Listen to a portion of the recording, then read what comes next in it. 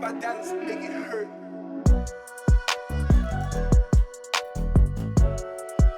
sont des graines de chardon. Ouais, ouais.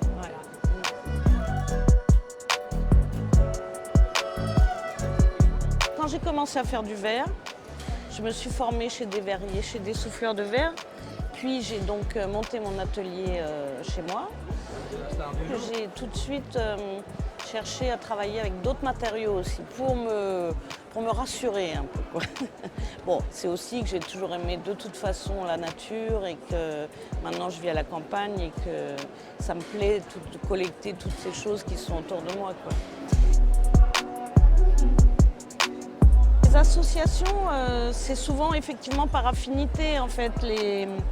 Par exemple, les petites formes posées sur les lichens, pour moi, ce sont des petites formes organiques. Ce serait presque un lichen agrandi en fait. C'est un rapport d'échelle, jouer aussi sur un rapport d'échelle en fait entre les pierres qui forment en elles-mêmes presque un paysage et puis soudain quelque chose de plus, une rupture dans l'échelle. Voilà.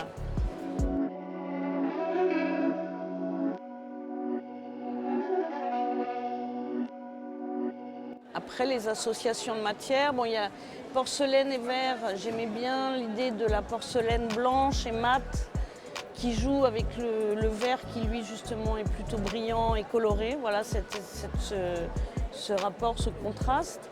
Et puis évidemment me servir du verre transparent comme contenant pour mettre en valeur les graines.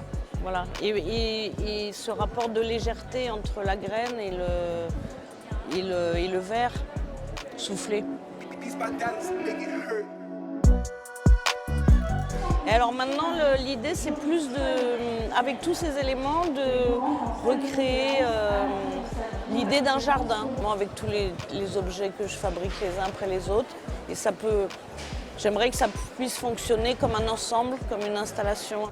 Refaire une sorte d'univers avec mes éléments, voilà. Ça me plairait, oui.